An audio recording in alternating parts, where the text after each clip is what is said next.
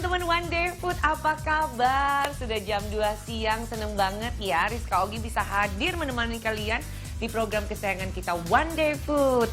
Udah makan siang belum? Saya lagi mau makan siang nih teman-teman. Kebetulan siang ini menu saya yang saya pilih adalah nasi daun jeruk. Jadi sebenarnya nasi daun jeruk ini penyajiannya lihat deh. Udah ditaruh di piring, terus ada daunnya. Nasi daun jeruk ini sebenarnya waktu dimasak, daun jeruknya tuh dipotong iris-iris tipis gitu kan. Terus dimasak sekalian. Jadi waktu kalian makan nasinya, ada aroma daun jeruknya. Enak deh, enak banget. Nah ini penyajian nasi daun jeruk. Tapi kalau kalian menyimak ya, banyak sekali penyajian makanan yang ada di masyarakat. Misalnya ada yang menggunakan hot plate. Nah kalau menggunakan hot plate, selain membuat makanan itu tetap hangat, ternyata juga bisa menggugah selera. Mungkin karena dari asap yang ditimbulkan kali ya. Jadi waktu dihirup kayaknya tuh enak banget. Nah ternyata hot plate itu punya fungsi yang lainnya juga teman-teman. Ini dia informasinya. Ya, hot plate berfungsi sebagai piring saji untuk meletakkan hidangan. Hot plate biasanya terbuat dari bahan besi. Cara menggunakan hot plate ini adalah dengan dipanaskan terlebih dahulu di atas api kompor atau bisa juga di dalam oven. Hot plate hanya berfungsi sebagai alat hidang dan bukan alat untuk memasak. Makanan yang telah siap saji bisa langsung diletakkan di atasnya.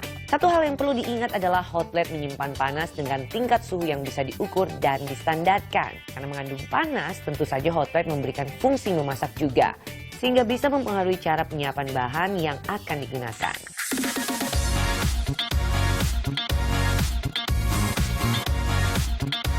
Kalau yang satu ini teman-teman pasti sudah nggak asing lagi. Ya, steak. Steak bisa jadi merupakan makanan yang paling umum disajikan dengan hot plate. Karena memang steak sangat cocok disajikan dalam kondisi panas.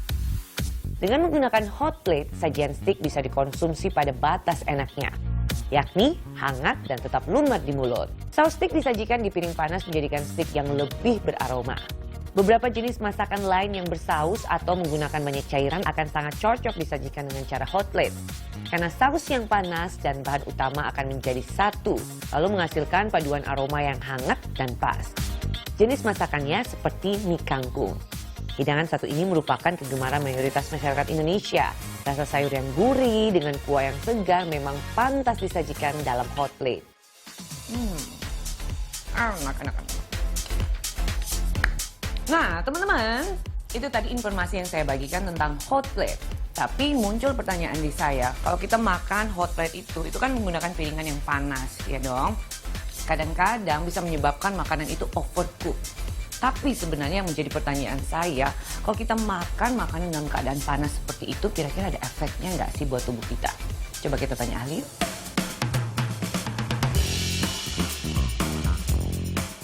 Makanan panas yang kita makan masuk ke perut, pencernaan sebenarnya udah sesuai suhu tubuh.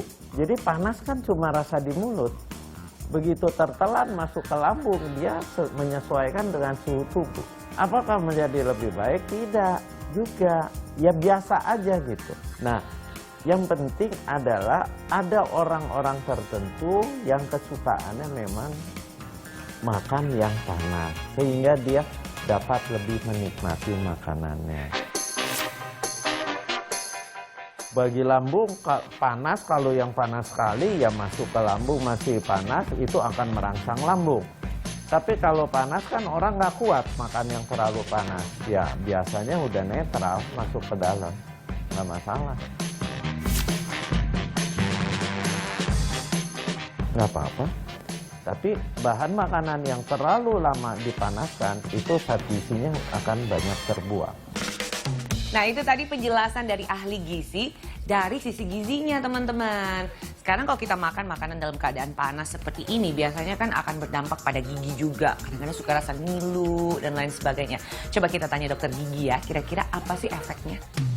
Bahaya untuk makanan dari hot plate ini sebenarnya mungkin karena suhunya yang terlalu tinggi, terlalu panas, sehingga bisa menyebabkan gigi kita sensitif. Di luar dari gigi kita yang menjadi sensitif, itu bisa juga menyebabkan yang namanya luka bakar pada bibir atau jaringan mulut lainnya, contohnya lidah atau bagian dalam pipi. selama gigi kita sehat dan tidak ada masalah, kita bisa menahan rasa panas itu mungkin sampai sekitar 50-60 derajat Celcius. Tapi ketika gigi kita ada gangguan, yang pasti ketika makanan itu nyentuh gigi kita aja sedikit, itu gigi kita pasti udah rasanya ngilu atau sensitif sekali. Semua tergantung juga kondisi gigi kita sehat atau tidak. Berapa lama kita tidak bisa tahu, karena kondisi gigi sebenarnya kita bisa bantu juga kalau kita rajin dengan check up ke dokter gigi. Jadi mungkin dengan 6 bulan sekali ke dokter gigi, dokter akan coba membantu kita sebagai pasien untuk mengetahui gimana sih kondisi kita saat ini.